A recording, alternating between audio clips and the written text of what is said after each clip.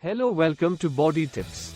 Today we talk about another health tips about how to increase the blood pressure from lower to normal. If you not yet subscribed the channel, then subscribe now.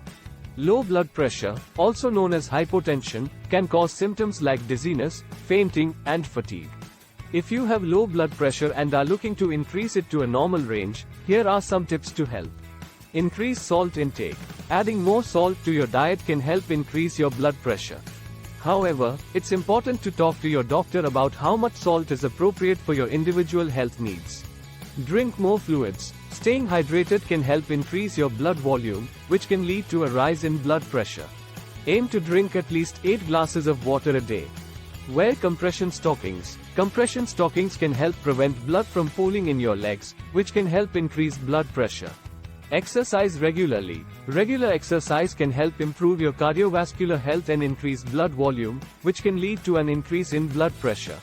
However, if you have low blood pressure, it's important to talk to your doctor about what type and intensity of exercise is safe for you.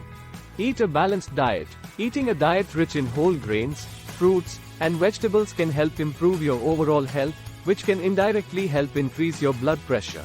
Avoid standing up too quickly. Standing up too quickly can cause a sudden drop in blood pressure. When you stand up, do so slowly and steadily. Consider medication. In some cases, medication may be necessary to increase blood pressure.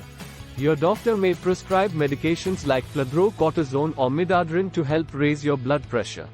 In conclusion, increasing your blood pressure from low to normal can be achieved through lifestyle changes like increasing salt and fluid intake, wearing compression stockings, exercising regularly, and eating a balanced diet.